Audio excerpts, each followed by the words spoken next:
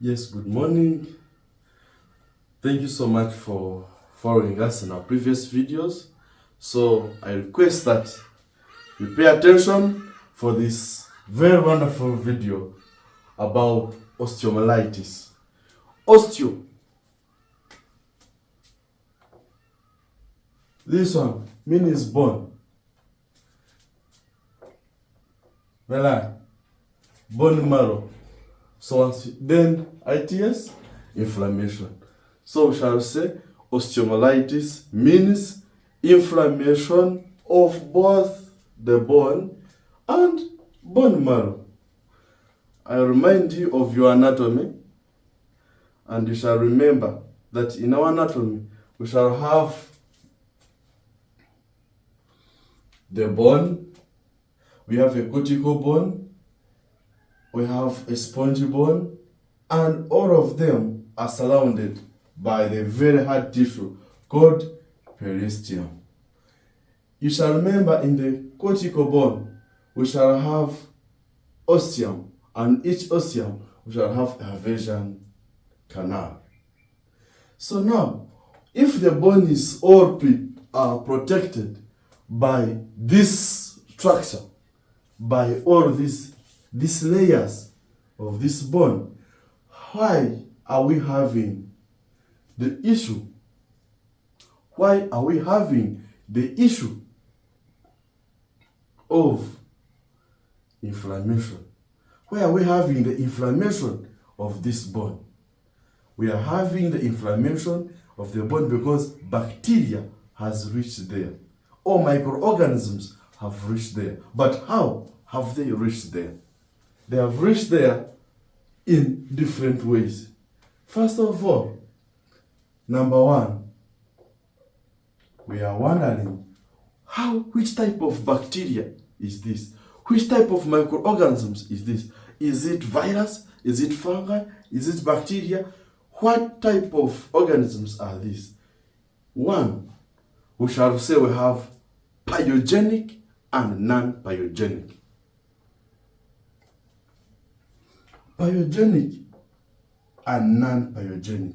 An example of non-pyogenic bacteria, which you should know before you even begin this lecture, is Staph aureus.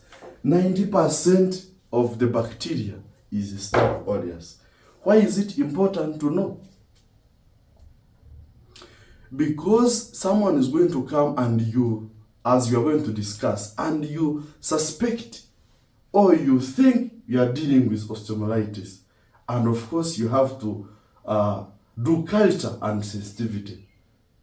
But before the results come, depending on where you are or where you are, sometimes the time they may need 1 or 2 or 3 days before results come.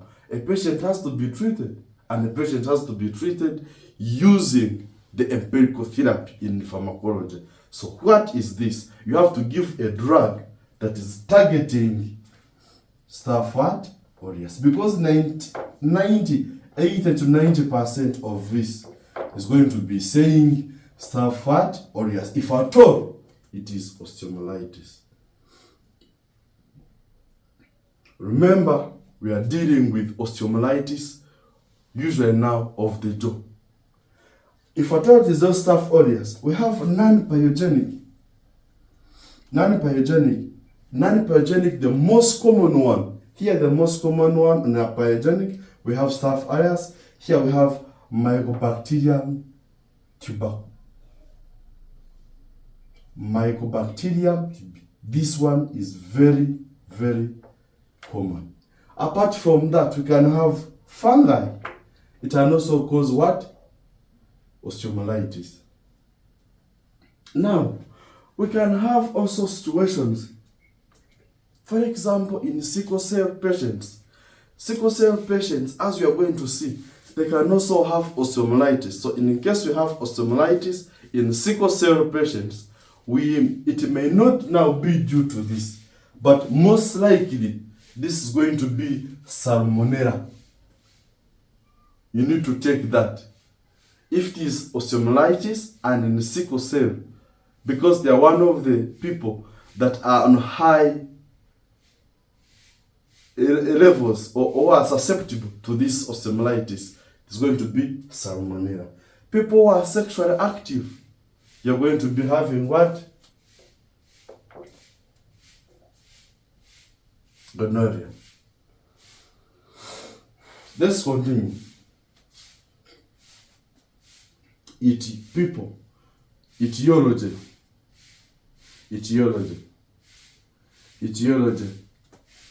We have number one, hematogenous spread.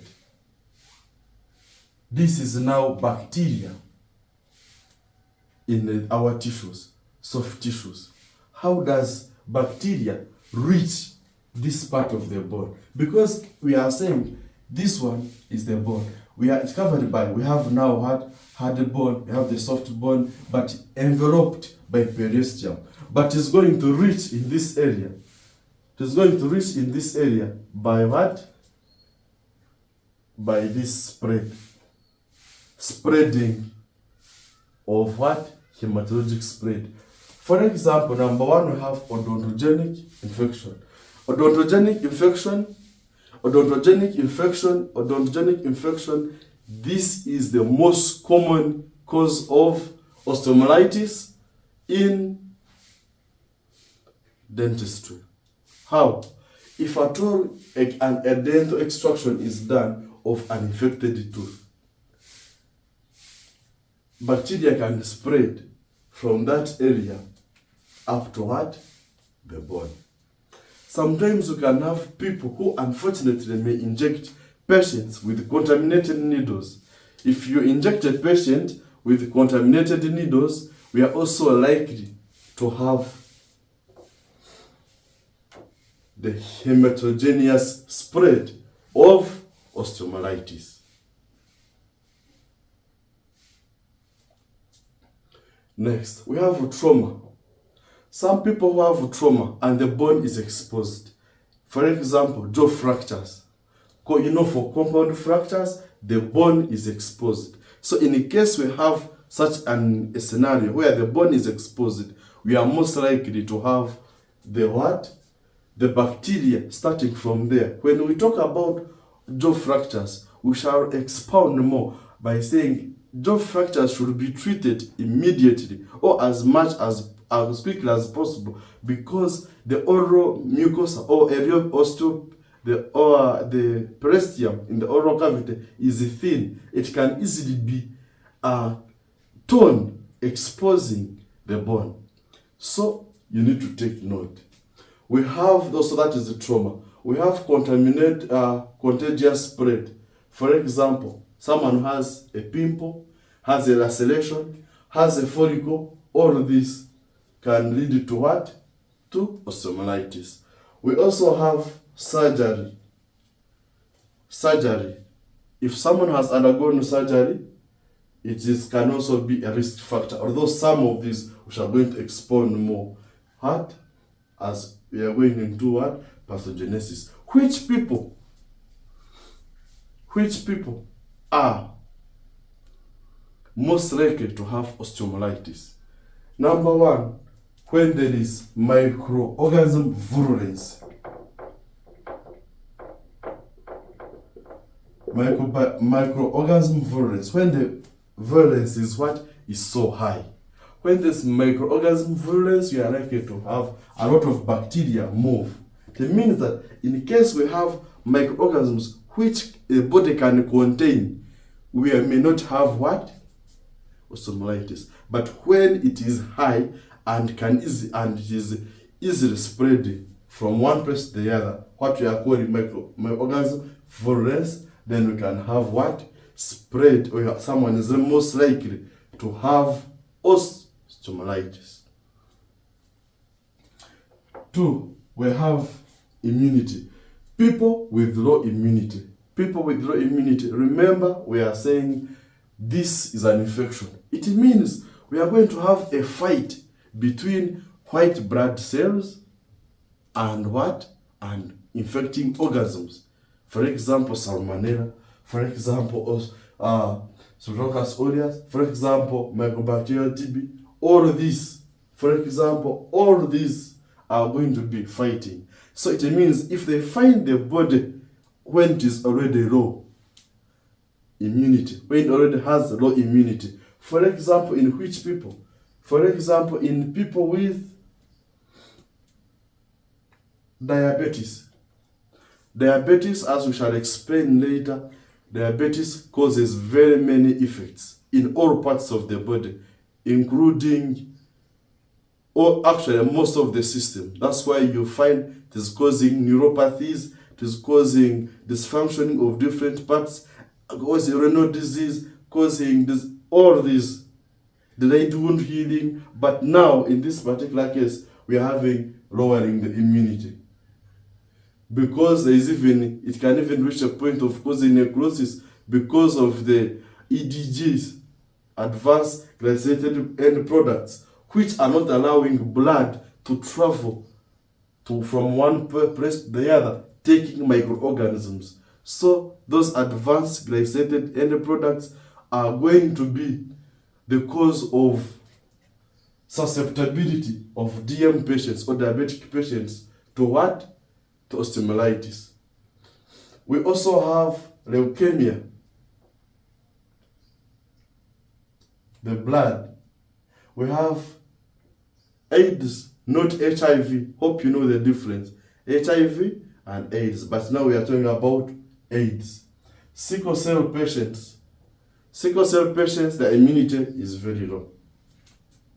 The next is low jaw vascularity. It means that in places where we have high blood supply, we are less likely to have osteomyelitis. But in places where we have low blood supply, we are likely to have osteomyelitis. In which incidences? When someone undergoes radiation. In radiotherapy, patients who have radiotherapy, they are going to have what? Higher chances of osteomyelitis. Patients who have osteoporosis. You know what osteoporosis is? The withdrawal, the reduction of what? Of calcium levels in the bone. Osteoporosis. Fibrous dysplasia. Fibrous dysplasia, where the bone forming cells are changed into what? A fibrous tissue. This one. And changes the body. This one can also be what? A person can also be susceptible to what? To osteomyelitis.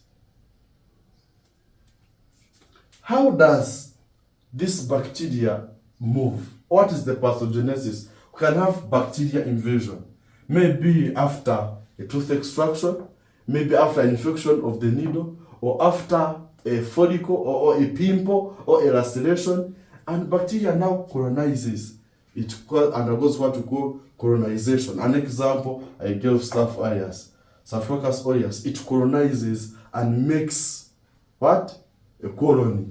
Then after, we are going to have what? Inflammation. Inflammation, you know, inflammation is characterized by swelling, increase in temperature, all of those. We shall have swelling. After swelling, we can even have pus formation. After pus formation, we are going to have increased intermediary pressure inside the bone. Pressure increases there. After pressure increases, of course, we shall have collapse of the blood vessels, and we shall have bone death. When the bone dies, we can have now formation of pus. After pus is formed, we shall have the infection can spread the surrounding tissue, including the what? The periosteum, and you can easily locate, including the what? The periosteum. So this is the way how this what? It moves step by step, step by step, step by step, step by step.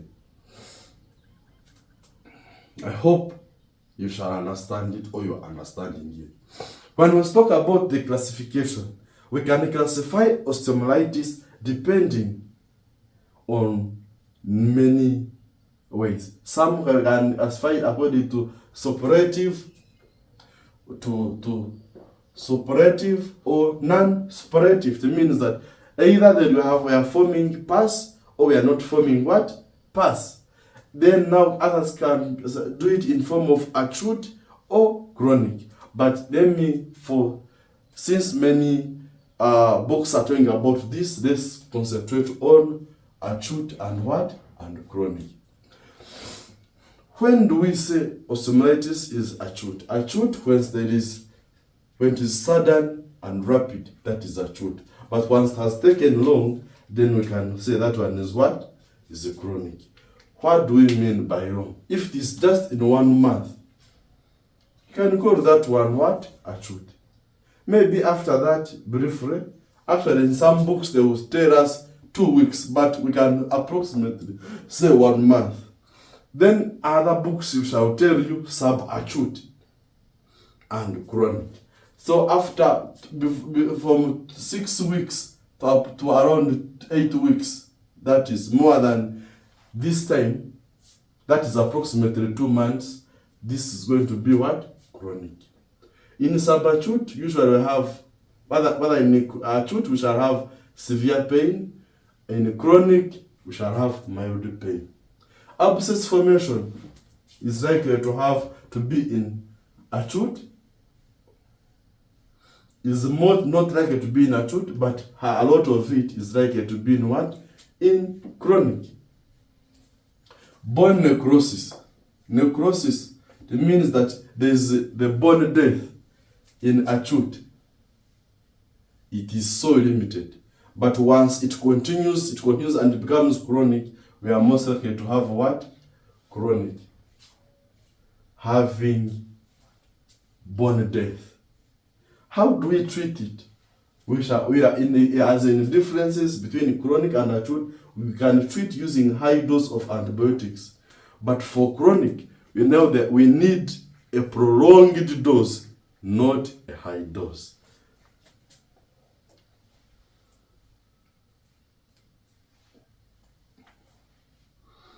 Thank you so much for watching. We continue with part 2.